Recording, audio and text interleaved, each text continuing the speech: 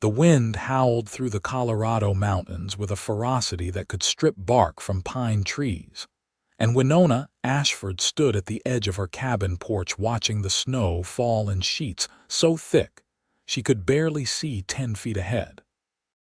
She had been stranded on this isolated homestead for 3 weeks now, ever since the river between her property and the nearest town of Silverton had frozen over with ice too treacherous to cross, but not solid enough to walk upon, and her supplies were running dangerously low. The year was 1879, and winter had come early to the San Juan Mountains, catching everyone off guard with its unprecedented brutality. She wrapped her woolen shawl tighter around her shoulders and wondered if this would be the winter that finally broke her, the winter that forced her to abandon the dream her late father had built with his own 2 hands before consumption took him the previous spring. Winona was 24 years old. With long auburn hair, she kept braided down her back and green eyes that held a determination born from years of frontier hardship. Her father had claimed this land 6 years ago, and she had helped him build the cabin, tend the small garden, and raise the handful of cattle that grazed in the meadow during warmer months. Now those cattle were sheltered in the barn, eating through the last of the hay, and she knew that if she did not find a way to reach town soon, they would all starve before spring thaw. The problem was not just the river, though that was obstacle enough. The bridge that had once spanned the water had collapsed during a summer storm, and no one had bothered to rebuild it before winter set in. Her father had always crossed at the shallow ford downstream, but now that ford was a churning mass of ice chunks and freezing water that would kill a person in minutes. She went back inside and added another log to the fire, watching the flames lick hungrily at the wood. Her food stores consisted of a half sack of flour, some dried beans, a little salt pork, and 3 withered potatoes. Coffee had run out a week ago, and she missed it more than she cared to admit. The isolation was harder than the hunger, though. She had not spoken to another human being since old Jeremiah Parker had made it across the ford with his mule before the freeze, bringing news that the town was preparing for a hard winter. He had warned her to come back with him, but she had refused, unwilling to abandon her animals or her home.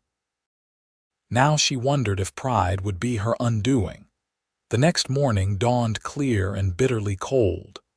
Winona fed the cattle and the chickens, rationing their feed carefully, and then stood looking across the river toward the town she could not reach.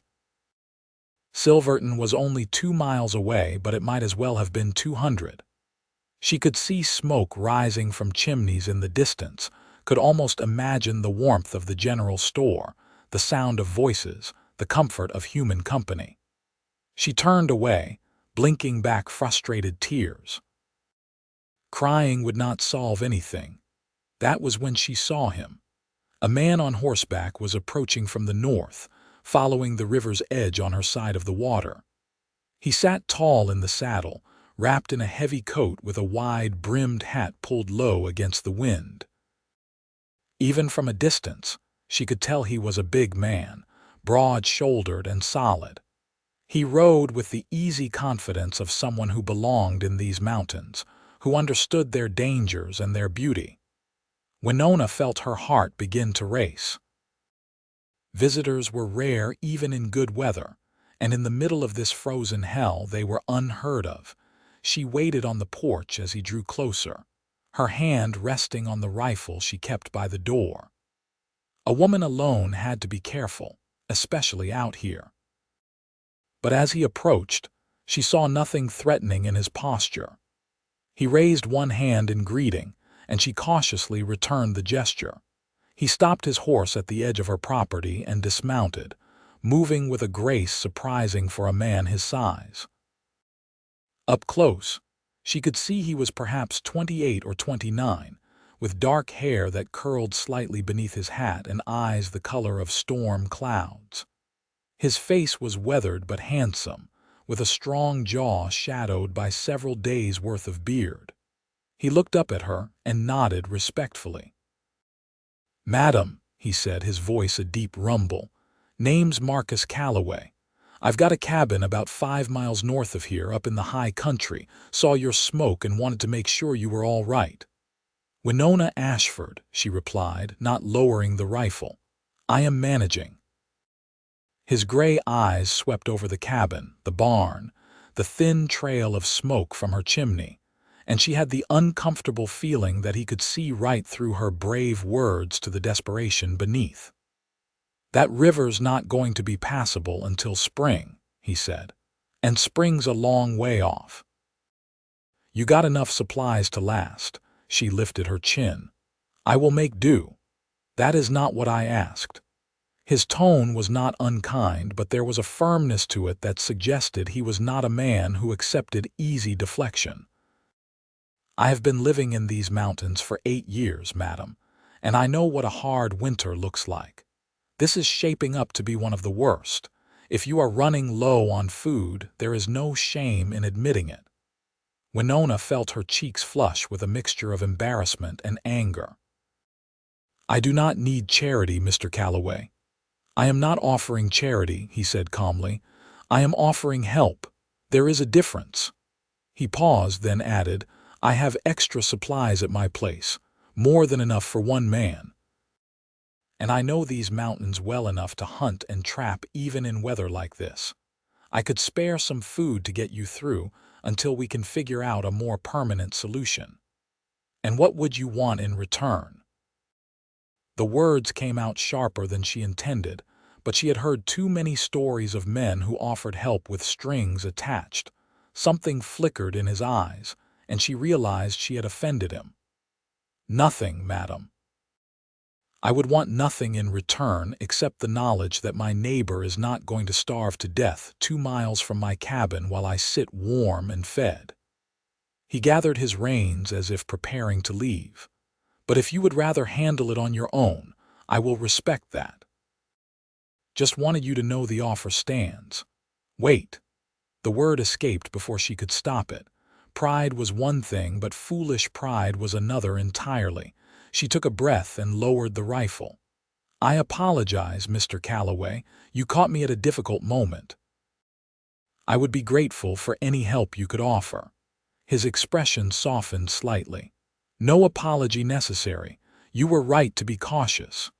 He tied his horse to the porch rail and reached into his saddlebags, pulling out a bundle wrapped in cloth. "I brought some dried venison and cornmeal. Figured you might be running short." Winona accepted the bundle with hands that trembled slightly, though whether from cold or emotion she could not say. "Thank you, truly. You are welcome." He glanced at the barn. "How are your animals holding up?" "The cattle are eating through the hay faster than I would like, but they are healthy. The chickens are still laying, though not as much as in summer." Marcus nodded thoughtfully. "I have some hay I could spare, not a lot, but enough to stretch your supplies. And if you do not mind, I would like to take a look at that barn. Make sure it is going to hold up through the rest of the winter." She wanted to refuse, to insist that she could handle everything herself, but the practical part of her brain reminded her that another set of hands, especially hands that clearly knew what they were doing, would be invaluable. "That would be helpful," she admitted. They spent the next hour working in the barn. Marcus inspected the structure with a critical eye, reinforcing a few boards that had started to come loose and checking the roof for leaks. He worked with an efficiency that spoke of long experience, and Winona found herself relaxing slightly in his presence. He did not talk much, but when he did speak, his words were thoughtful and measured. He asked about her father, and she told him the story, surprised at how easily the words came. "He sounds like he was a good man," Marcus said when she finished. "He was. The best." She swallowed hard. "This place was his dream. I cannot let it go. Then we will make sure you do not have to." There was something in the way he said "we" that made her chest feel tight. She barely knew this man, and yet he was speaking as if her problems were his problems, her fight his fight. It was both comforting and unsettling. When they finished in the barn, Marcus unhitched his horse and prepared to leave. "I will come back in a few days with more supplies," he said. "And I am going to start thinking about a solution to that river problem." "What kind of solution?" "Not sure yet. But there has to be a way to get you connected to town again. I just need to figure out what it is." Over the next 2 weeks, Marcus Calloway became a regular presence at Winona's homestead. He brought food, hay for the animals, and even a bag of coffee beans that made her want to weep with gratitude. But more than that, he brought companionship. They talked while they worked, sharing stories of their lives. She learned that he had come to Colorado from Montana after his parents died in a typhoid outbreak, seeking solitude and a fresh start in the mountains. He had built his cabin with his own hands and lived off the land, trapping and hunting and occasionally taking work in town when he needed supplies. "You not get lonely?" she asked one afternoon as they sat on her porch, drinking coffee and watching the snow fall. "Sometimes," he admitted. "But loneliness is better than being surrounded by people who do not understand you. I tried living in town for a while, but it never felt right. Too many rules, too many expectations. Up here, I can just be myself." "I understand that," she said quietly. "After my father died, people in town kept telling me I should sell this place, move somewhere safer, maybe find a husband to take care of me. As if I were not capable of taking care of myself."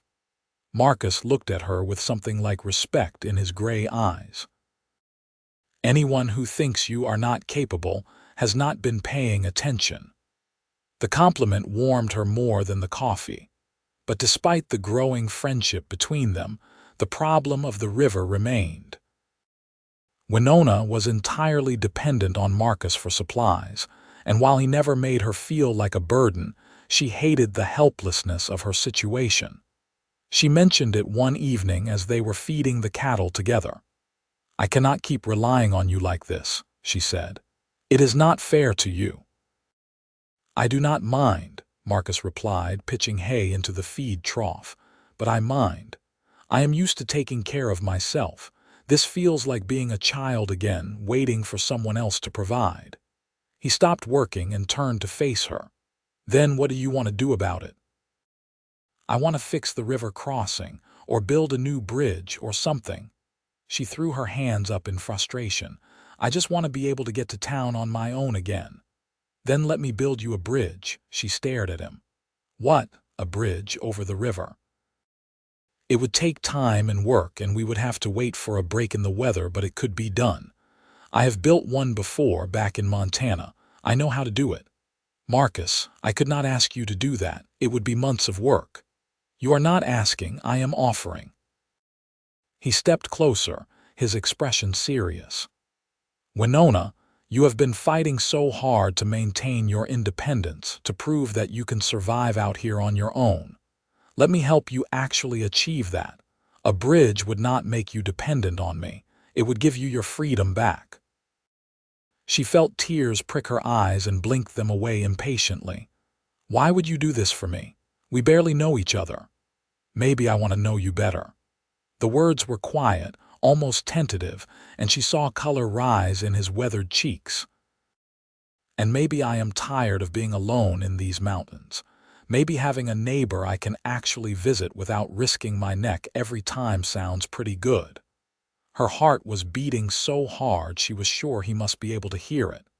"You really think we could build a bridge?" "I know we can."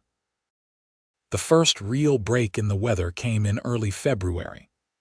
The temperature rose just enough to make outdoor work bearable, and Marcus arrived at dawn with a pack horse loaded with tools and supplies. They spent that first day surveying the river, trying to determine the best place to build. The original bridge had been upstream, but that location was too exposed to the current. Marcus suggested a spot where the river narrowed slightly between two rock outcroppings. The rocks will give us a solid foundation, he explained, sketching his plan in the snow with a stick. We will need to build piers on either side, then lay beams across. It will not be fancy, but it will be strong. How long will it take? If the weather holds, 6 weeks, maybe 8. We will have to work every day the weather allows. And so they began. Marcus proved to be not just knowledgeable but tireless. He cut trees from the forest behind her cabin, showing her how to select the right ones and fell them safely. They stripped the logs and dragged them to the river using her horse and his.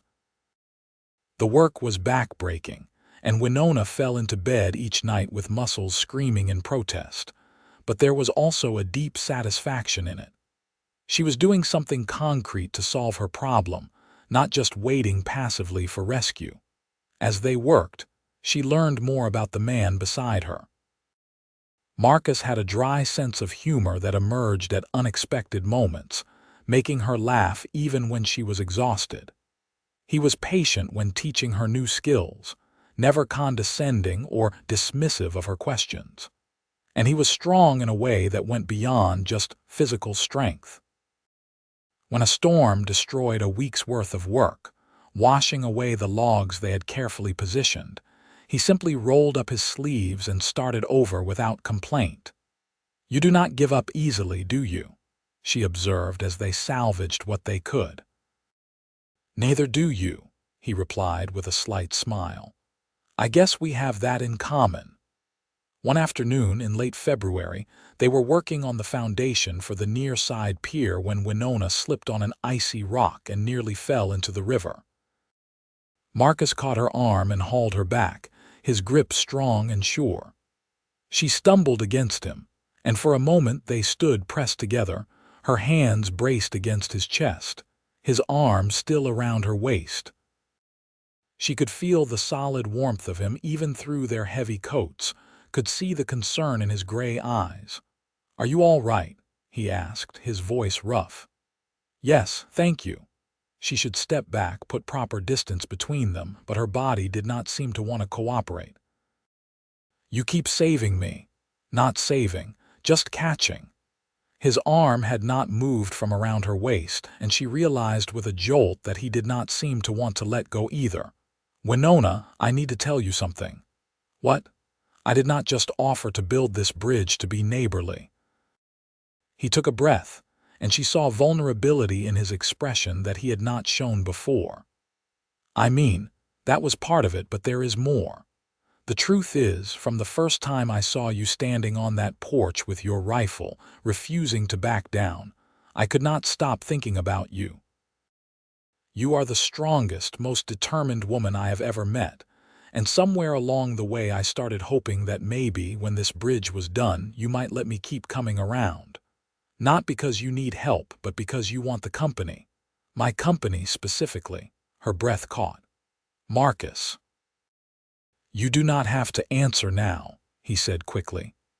"I know this is not the right time in the middle of all this work, but I wanted you to know how I feel. I wanted to be honest with you."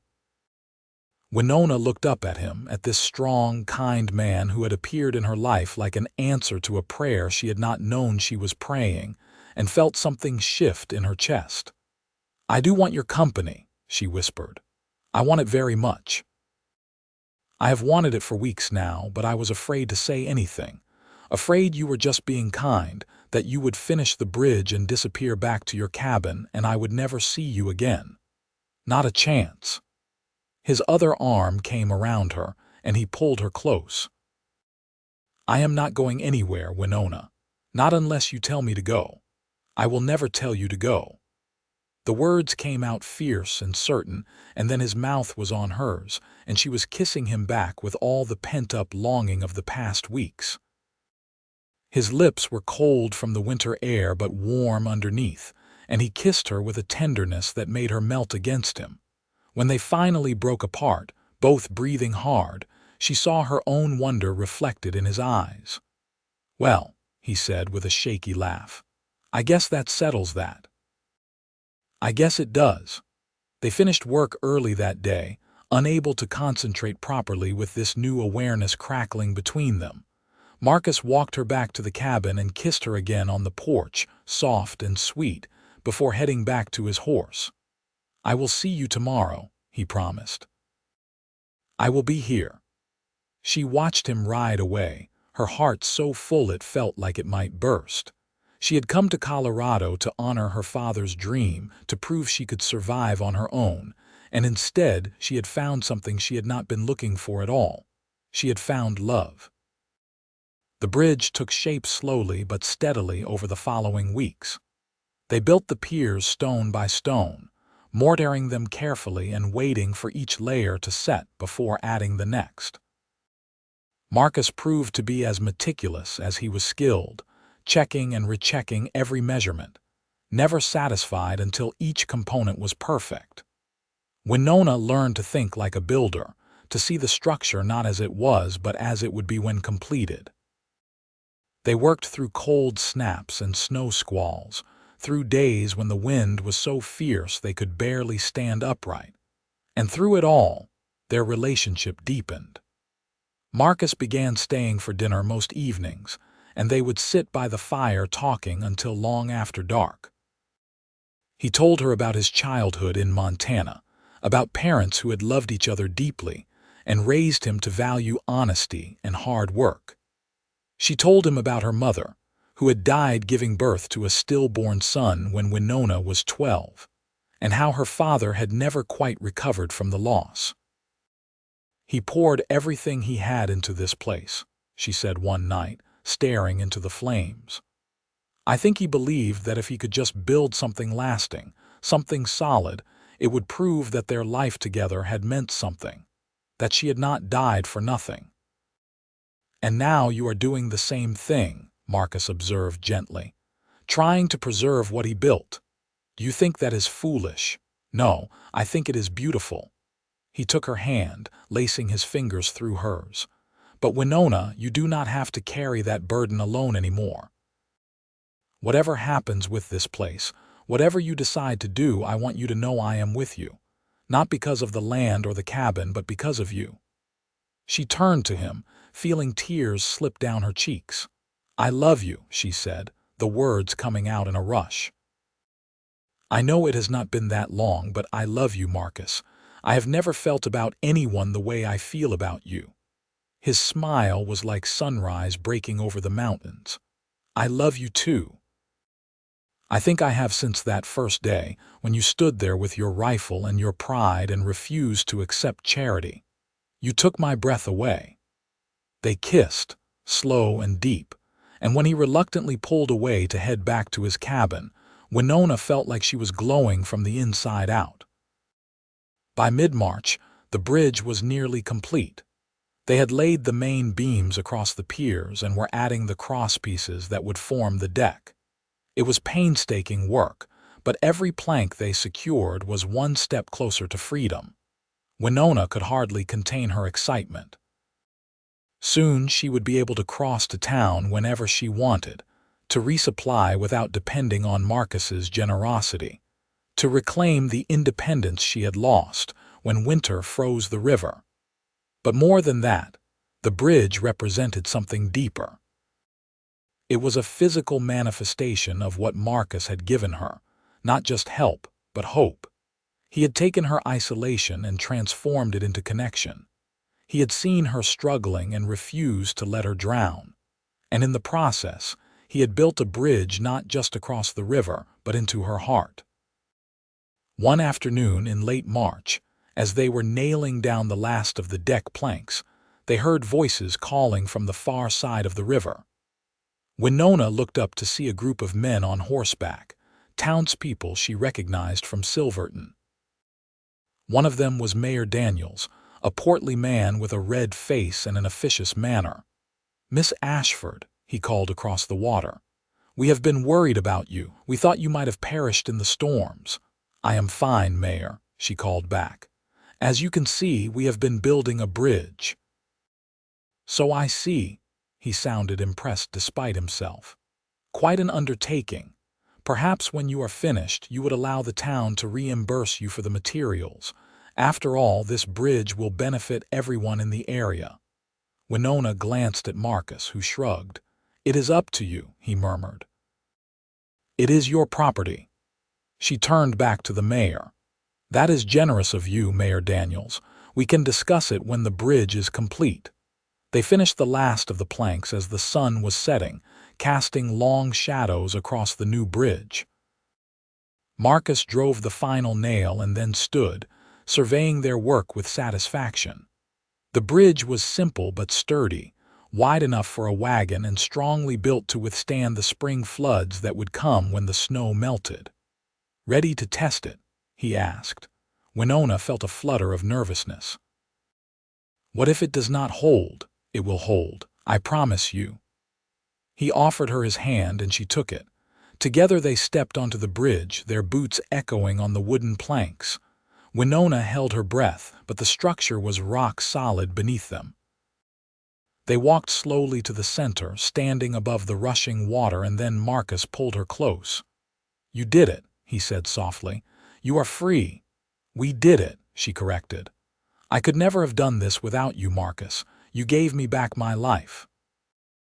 "You gave me a reason to stop hiding in the mountains," he replied. "Before I met you, I thought I was happy in my solitude, but I was just going through the motions, existing but not really living. You changed that. You made me remember what it feels like to care about someone, to want to build something with another person." "So what happens now?" She looked up at him, her heart in her throat. "The bridge is finished. You do not need to keep coming around anymore. Is that what you think?" He cupped her face in his hands, his gray eyes intense. "Winona, I am not going anywhere. In fact, I want to talk to you about something I have been thinking about for a while now." "What?" "Marry me." The words were simple, direct, utterly sincere.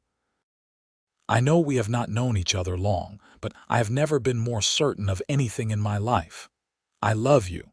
I want to spend every day with you, working beside you, building a life together. I want to wake up next to you every morning and fall asleep next to you every night. I want everything with you, Winona, if you will have me." Joy flooded through her, so intense it was almost painful. "Yes," she breathed. "Yes, yes, 1,000 times yes." He kissed her there on the bridge they had built together, with the river flowing beneath them and the mountains rising on all sides. And Winona felt like her heart might fly right out of her chest. This was what her father had been searching for when he came to Colorado, this sense of rightness, of finding exactly where you belong and who you belong with. She wished he could be here to see this, to know that his daughter had found not just survival in these mountains, but love. They were married 3 weeks later in Silverton, in a small ceremony attended by the whole town. Winona wore a dress of pale blue silk that the general store owner's wife had helped her sew, and Marcus wore a new suit that looked slightly uncomfortable but undeniably handsome. Mayor Daniels performed the ceremony, and when he pronounced them husband and wife, the entire town erupted in applause. The celebration lasted long into the night, with music and dancing and more food than Winona had seen in months. But the best part was seeing Marcus smile, really smile, his usual reserve melting away as he danced with her in the middle of the street. They were surrounded by well-wishers, but Winona only had eyes for her husband, this strong, kind man who had appeared in her life when she needed him most and stayed because he loved her. When the party finally wound down, they rode back across the bridge to her cabin, which was now their cabin. Marcus had moved his things down from his place in the mountains, though they planned to keep the high cabin as a retreat for when they wanted solitude. Everything was happening so fast, and yet it all felt completely right. That first night as husband and wife, lying in bed with Marcus's arms around her, Winona felt a peace she had not known since before her father died. "Thank you," she whispered into the darkness. "For what?" His voice was drowsy content. "For not giving up on me." for seeing past my stubbornness and pride to what I really needed, for building me a bridge. You built yourself a bridge, love. I just helped hold the nails. She smiled and nestled closer. We are a good team. The best. Spring came to the San Juan Mountains in a rush of melting snow and budding trees. The meadow turned green and filled with wildflowers, and Winona's cattle grew fat on the new grass.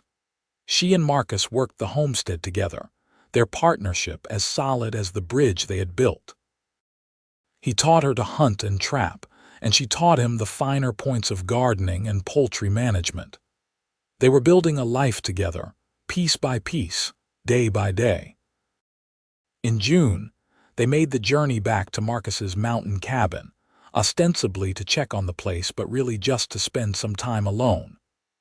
The cabin was much smaller than theirs, just one room with a stone fireplace, but it was cozy and private.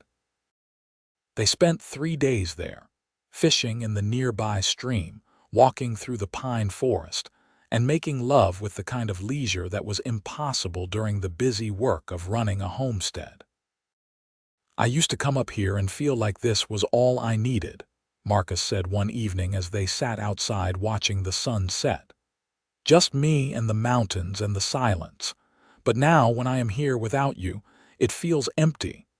You have ruined solitude for me, Mrs. Calloway. Good, Winona replied with a grin. I would hate to think you could manage without me. Not a chance. You are stuck with me now. I can think of worse fates. In July, Winona realized she was pregnant.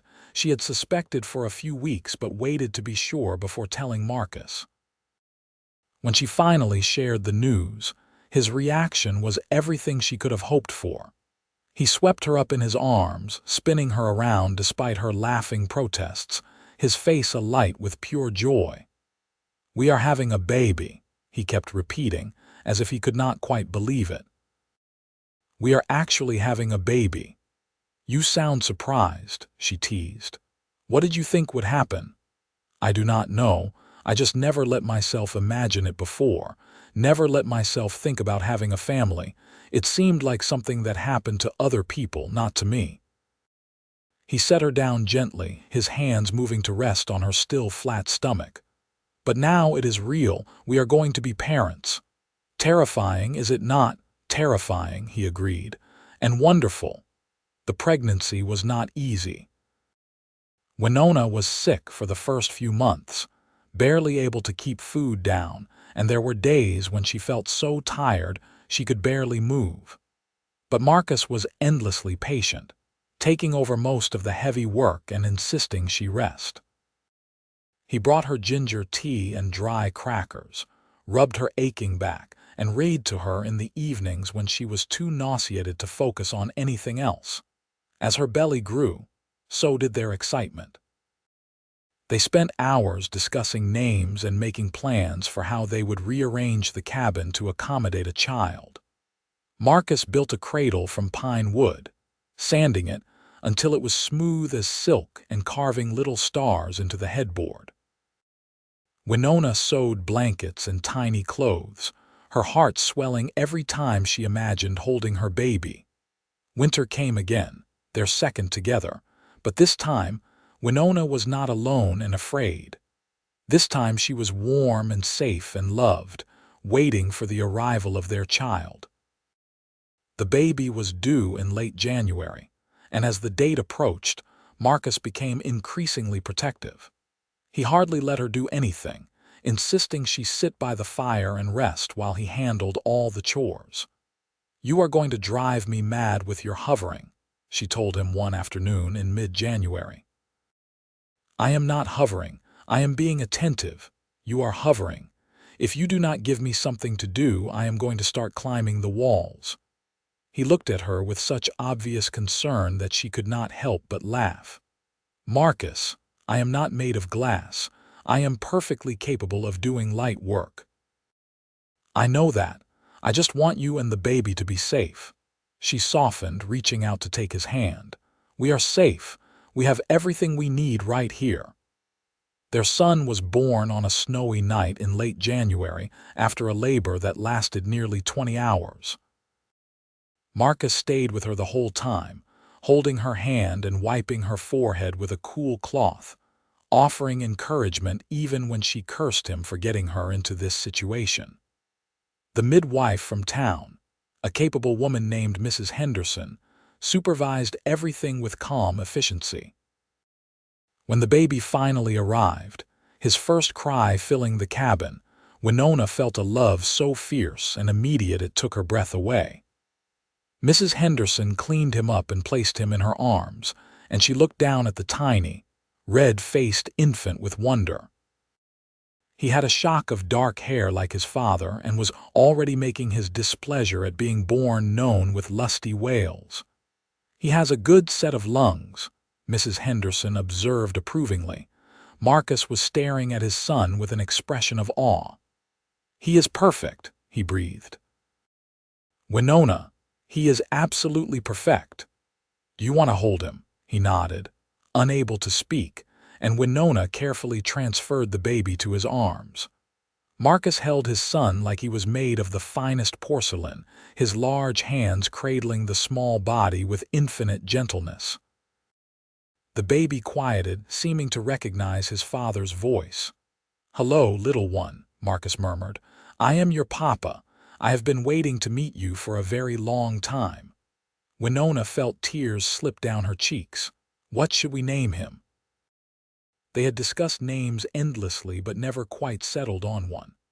Now, looking at their son, Marcus said quietly, "What about Thomas? After your father, fresh tears came, these ones born of gratitude and love." "Thomas," she repeated. "Thomas Calloway. Papa would have liked that. Thomas it is." The first few months with a baby were harder than Winona had anticipated. Thomas was a poor sleeper, waking every few hours to be fed, and she was exhausted in a way she had never experienced before. But Marcus was an involved father, walking the floor with Thomas when he was fussy, changing diapers without complaint, and taking over so Winona could catch a few precious hours of sleep. They learned together, figuring out what soothed the baby and what made him cry, celebrating his first smile and his first laugh with disproportionate joy. "I never knew I could love someone this much," Winona said one spring morning, watching Marcus play with Thomas on a blanket in the sunshine. The baby was 4 months old now, all chubby cheeks and gurgling laughter, and he clearly adored his father. "I know what you mean," Marcus replied, tickling Thomas's belly and grinning at the resulting giggles. "It is like my heart is walking around outside my body now. I would do anything to protect him, to make sure he has a good life." "He will have a good life," Winona assured him. "How could he not, with parents who love him so much?" As Thomas grew, so did their homestead. Word had spread about the bridge, and other settlers began moving into the area, building cabins on the far side of the river. What had once been isolated wilderness was slowly becoming a community. Marcus and Winona welcomed the new neighbors, helping them get established and sharing what they had learned about surviving in the mountains. The bridge that had started as a solution to one woman's isolation had become a vital link, connecting people and enabling the growth of a new settlement. When Thomas was 2 years old, Winona became pregnant again. This time the pregnancy was easier, perhaps because she knew what to expect. Their daughter was born in October, during the brief golden window between summer's end and winter's beginning. She came into the world quickly and quietly, nothing like her brother's dramatic entrance, and when Winona held her for the first time, she was struck by how different this child looked. Where Thomas had been dark-haired and substantial, his sister was fair and delicate, with wisps of auburn hair and eyes that were already showing hints of green. "She looks like you," Marcus said softly, running a finger gently over the baby's tiny hand. "She is beautiful," Winona whispered. "What should we name her?" "I was thinking maybe Grace, for everything we have been given," Winona smiled through happy tears. Grace Calloway, I love it. With 2 children, the cabin felt much smaller. They began making plans to expand, adding a second room that could serve as a bedroom for the children. Marcus did most of the construction work himself, though several of their neighbors pitched in to help. The community spirit that had developed since the bridge was built was strong, with people looking out for one another and offering assistance when needed. By the time Thomas was 5 and Grace was 3, the area had grown enough to warrant a small schoolhouse. It was built near the bridge on the town side of the river, and Winona volunteered to serve as the teacher. She had always loved learning, and the idea of shaping young minds filled her with excitement. Marcus supported the decision wholeheartedly, taking over more of the homestead work so she could devote time to lesson planning. The school opened in September, with 12 students ranging from age 6 to 14. Thomas would join them the following year when he was old enough. Winona found teaching deeply satisfying, and she loved seeing the children's faces light up when they mastered a new concept or discovered a book they enjoyed. It felt like another way of honoring her father's memory, helping to build the community he had dreamed of when he first came to Colorado. Life settled into a comfortable rhythm. Marcus and Winona worked the homestead, raised their children, and contributed to their growing community. They weathered hard winters and celebrated good harvests, faced setbacks and cherished victories. And through it all, their love for each other only deepened. The passion of those early days had not faded, but had evolved into something richer and more complex. A bond forged through shared work and shared dreams. When Thomas was 8 and Grace was 6, Winona found herself pregnant once more. She was 33 now, and while this pregnancy was not planned, it was certainly welcomed. Marcus was delighted at the prospect of another child, and Thomas and Grace were excited about becoming big siblings to a new baby. This time, Winona had a feeling it would be twins. She grew enormous, much larger than she had with either Thomas or Grace, and the babies seemed to be constantly active inside her. When she mentioned her suspicion to Mrs. Henderson during a checkup, the midwife examined her carefully and nodded. "I believe you are right. I can feel 2 distinct heartbeats. You are carrying twins, my dear." Marcus nearly fainted when she told him. "Twins," he repeated weakly. 2 babies at once. "Are you all right?" Winona asked, trying not to laugh at his pale face. "I am fine, just a little overwhelmed." "We are going to have 4 children." "Yes, we are. Is that a problem?" "No, of course not. I just need a moment to adjust my thinking." He sat down heavily, running his hands through his hair. Then a slow grin spread across his face. "Twins. That is amazing. We are so blessed, Winona." "We really are." The twins, a boy and a girl, were born in early June. The labor was long and difficult, and there were some frightening moments when Mrs. Henderson's face grew tight with concern. But in the end, both babies were born healthy and strong. The boy came first, dark-haired like his father and brother, and the girl followed 10 minutes later with her mother's auburn curls. "Matthew and Grace are going to have to share their names," Winona joked weakly when it was all over. She was exhausted but happy, holding one baby in each arm while Marcus sat beside her, looking dazed. "We should probably give them names of their own," Marcus said with a laugh. "How about Michael for the boy? And the girl could be Rose." "Michael and Rose Calloway," Winona tested. "I like it." With 4 children, life became even more chaotic, but it was a good chaos, full of laughter and noise and constant activity. Thomas took his role as oldest brother seriously, helping watch over his younger siblings.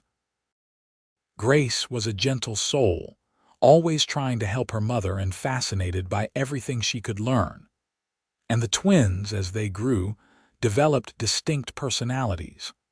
Michael was adventurous and bold, always getting into trouble while Rose was quieter and more thoughtful, content to sit and observe. The homestead prospered. Marcus proved to be an excellent rancher, expanding their cattle operation and building a reputation for quality stock. Winona continued teaching, finding deep satisfaction in watching her students learn and grow.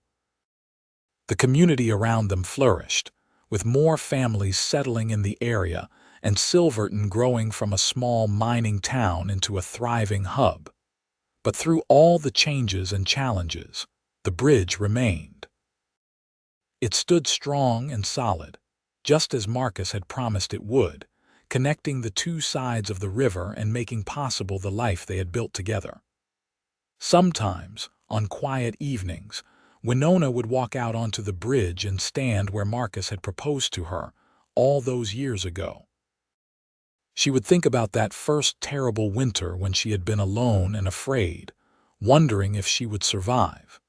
She would think about the day a mountain cowboy had ridden up to her cabin offering help, and how that simple act of kindness had changed everything. The bridge was more than just wood and nails and stone. It was a symbol of everything Marcus had given her: connection, community, love. He had seen her isolation and refused to accept it. He had taken on her problems as his own and worked tirelessly to solve them. And in doing so, he had not just built a bridge across the frozen river. He had built a bridge to her heart. When Thomas was 14, he asked his parents to tell him the story of how they met. They were all sitting around the dinner table on a cold winter evening, the four children listening with rapt attention as Marcus and Winona took turns recounting those early days. "So you built a bridge just to help Mama?" Thomas asked his father incredulously. "I built a bridge because she needed one," Marcus corrected gently, "and because I was falling in love with her and wanted any excuse to spend time with her." "That is so romantic," Grace sighed. She was 11 now and had recently become interested in love stories. "It is practical," Winona said with a smile, "which makes it even more romantic in my opinion. Anyone can give flowers or write poetry, but building something real, something useful that solves a problem, that is true love." "I gave you flowers too," Marcus protested. "Remember that first summer? I brought you wildflowers from the high meadow. You did, and I loved them, but the bridge was better." He laughed and leaned over to kiss her, causing the children to groan and cover their eyes. "Too much," Thomas complained. "We are trying to eat. You asked for the story," Marcus pointed out. As the years passed, the children grew into young adults. Thomas developed his father's love of the mountains and became a skilled hunter and tracker. Grace discovered a passion for teaching and took over more of her mother's duties at the schoolhouse. Michael, true to his adventurous nature, talked constantly about exploring the wider world beyond Colorado. And Rose developed a talent for drawing, filling sketchbook after sketchbook with detailed pictures of the landscape and people around her. Marcus and Winona watched their children grow with a mixture of pride and bittersweet nostalgia. Where had the time gone? It seemed like just yesterday they were building the bridge, falling in love, starting their life together. Now they were in their 40s, with grown children and a legacy that extended far beyond their own homestead. The bridge had needed repairs over the years, of course. Marcus and Thomas worked on it together, replacing worn planks and reinforcing the structure where needed. It had become a beloved landmark in the community, and there was talk of naming it officially. Some wanted to call it Calloway Bridge in honor of the man who built it, but Marcus refused to take credit. "Call it Hope Bridge," he suggested, "because that is what it represents. Hope that even when things seem impossible, there is always a way forward. Hope that isolation and hardship do not have to be permanent. Hope that love and determination can overcome any obstacle." The name stuck, and Hope Bridge it became. When Winona was 45, her children all grown or nearly so, she found herself reflecting on the journey that had brought her to this moment. So much had changed since that terrible winter when she had stood on her porch watching the frozen river and wondering how she would survive. She had been so focused on independence back then, on proving that she could manage alone. It had taken a mountain cowboy with gray eyes and a kind heart to teach her that there was no shame in accepting help, that true strength lay not in isolation but in connection. She thought about her father often, wondering what he would make of the life she had built. She hoped he would be proud. She hoped he would understand that honoring his dream had not meant clinging stubbornly to the past, but rather building on the foundation he had laid. The homestead was still here, still thriving, but it had become something bigger than either of them could have imagined. It had become the heart of a community, a place where people gathered and helped each other and built lives worth living. And through it all, Marcus had been beside her. Her partner, her love, her best friend. They had built a bridge together, and then they had built a life, and she could not imagine having done any of it without him. One spring evening, when the wildflowers were blooming and the air was sweet with the scent of pine, Marcus suggested they take a walk to the bridge. It had been a good day, full of the kind of small, perfect moments that make up a happy life. Their children were all home for Sunday dinner, filling the expanded cabin with noise and laughter, and now that everyone had left, Winona and Marcus were alone together. They walked hand in hand to the bridge, watching the river flow beneath them. The water was high with snowmelt, rushing and powerful, but the bridge stood strong. It had weathered 25 years of storms and floods, and it would weather 25 more. "You ever regret it?" Marcus asked quietly. "Staying here instead of moving to town?" "It has been a hard life sometimes." Winona looked at him in surprise. "Never, not once, do you?" "No, but I worry sometimes that I kept you trapped here, that maybe you would have had an easier time if you had sold the place after your father died." "Easier, maybe, but not better." She squeezed his hand. "Marcus, you did not trap me, you freed me. Before you, I was so focused on survival that I had forgotten how to live. You reminded me. You showed me that life is not just about enduring hardship, it is about building something beautiful in the midst of it. You gave me love and partnership and a family. You gave me everything that matters. You gave me the same things," he said softly.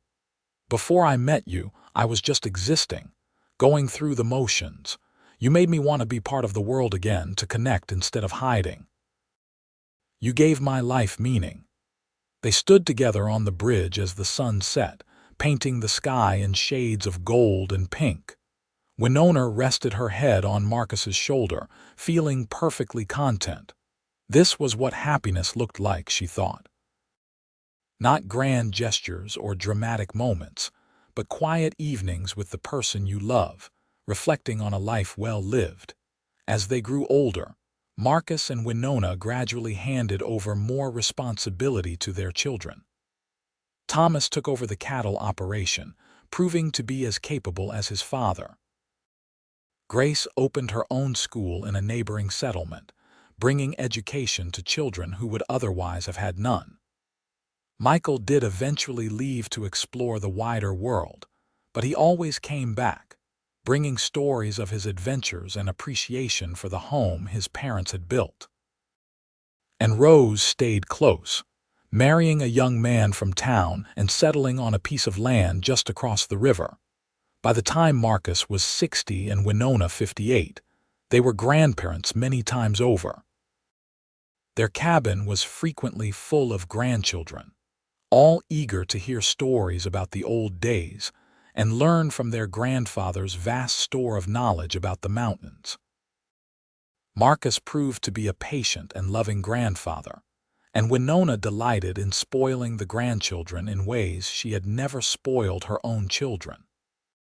They were sitting on the porch one summer evening, watching the sun set and enjoying the cool breeze when Winona said, "We should take a trip up to the mountain cabin.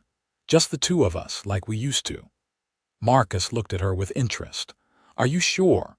It is a hard ride at our age." "I am sure. I want to see it again.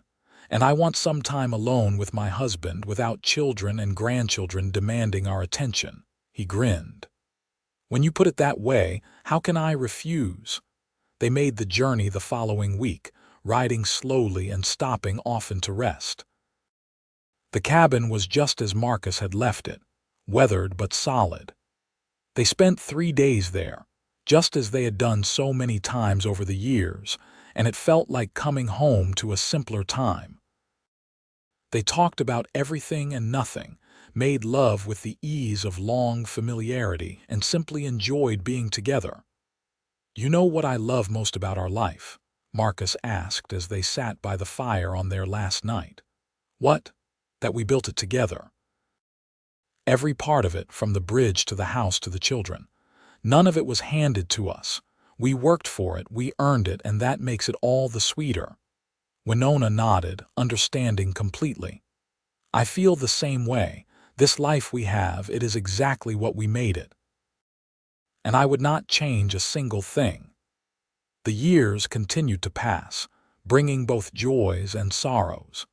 They lost friends to age and illness, watched the community they had helped build continue to grow and change, and saw their grandchildren start to have children of their own. Through it all, the bridge remained, a constant presence connecting past and future. When Marcus was 68, he fell ill with pneumonia during a particularly hard winter. Winona nursed him through it with the same determination she had shown in everything else, refusing to give up even when the doctor warned her to prepare for the worst. And slowly, gradually, Marcus recovered.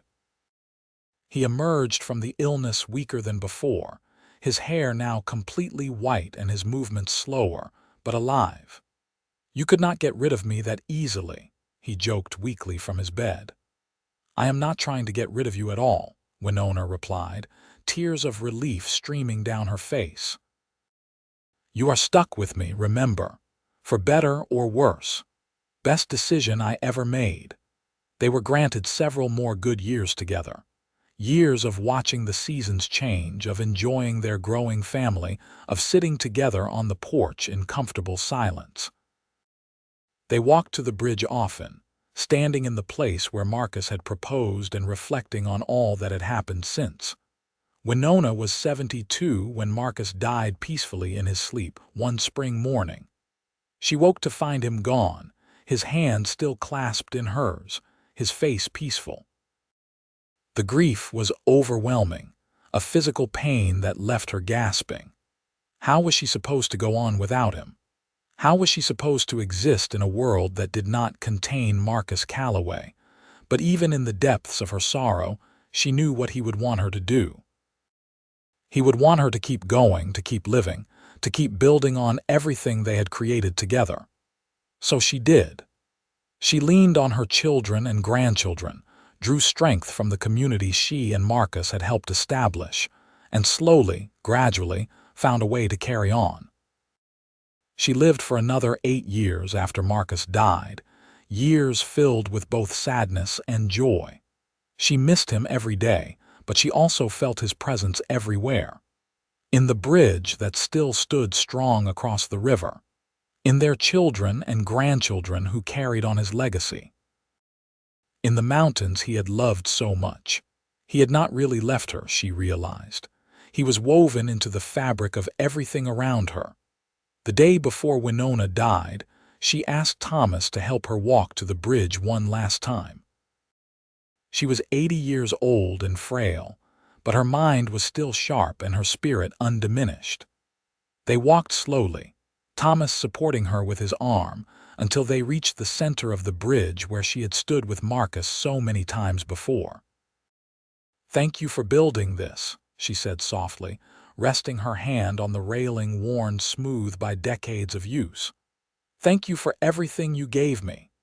"Papa would say you gave him just as much," Thomas replied gently. "Maybe we gave each other everything," Winona murmured. "Maybe that is what love is. Not keeping score, not measuring who gave more or who sacrificed more, but just giving everything you have and trusting the other person to do the same." She died peacefully in her sleep that night, lying in the bed she had shared with Marcus for so many years.